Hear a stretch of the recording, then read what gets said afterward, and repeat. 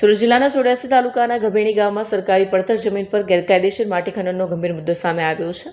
સમય મર્યાદા પૂર્ણ થયા બાદ પણ ખનન ચાલુ રાખવામાં આવ્યું છે અને ખોદાયેલ માટીનો વ્યાપારી ઉપયોગ કરવામાં આવ્યો છે. આ સમગ્ર મામલે તંત્રની સંડોવણી હોવાનો પણ સંદેહ વ્યક્ત કરવામાં આવ્યો છે. ડમ્પરોની બેફામ અવરજવરથી એક વ્યક્તિનું મોત થયું હોવાની પણ માહિતી સામે આવી છે, જ્યારે ઊંડા ખાડાઓના કારણે પશુઓ માટે જોખમ ઊભું થયું છે. ગ્રામજનો દ્વારા અનેક રજૂઆતો છતાં કાર્યવાહી ન થતાં હવે મુખ્યમંત્રી સુધી ફરિયાદ કરવામાં આવી છે.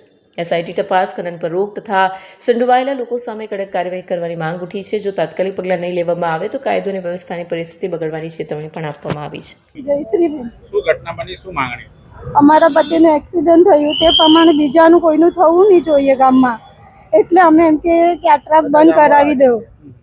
બીજું કંઈ નથી માંગતા કે અમારા સાથે થયું તે બીજા સાથે નહીં થવું જોઈએ. કેટલી ફાસ્ટ દોડે છે ટ્રક? બહુ ફાસ્ટ જાય, અંદર એટલે લઈ ટ્રક.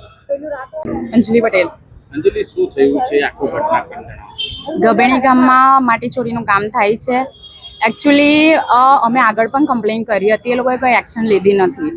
એમાં એકચ્યુઅલી એ લોકો એટલી રફ રીતે ડ્રાઇવિંગ કરે છે, એમાં કેટલા લોકોના એક્સિડન્ટ પણ થયા છે અને ખબર નથી પડી સરકાર કેવી રીતે પરમિશન આપી દે છે. મતલબ આખું માની લો ને, પોલિટિશિયન આખું પૈસા પર જ ચાલે છે.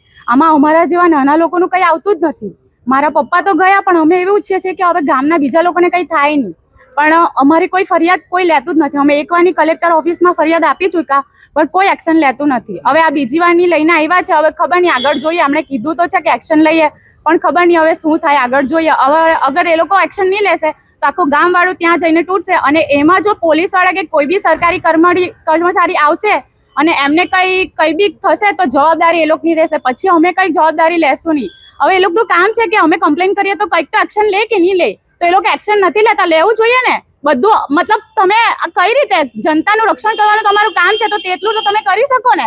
અમે કમ્પ્લેન કરીએ એટલું પણ એ લોકો એક્શન નથી લેતા. અને પોલીસવાળા તો ડાયરેક્ટ બધું આખું સચિન બધું જ, એટલે બધાને એ લોકોએ પોલીસવાળાને પણ આખા પૈસાથી ભરી દીધા છે ડાયરેક્ટ. મતલબ માની લો ને, અમે ઉપર સંદીપ દેસાઈ સુધી બી ગયા છે ને એ લોકોએ બી અમારી વાત નથી સાંભળી.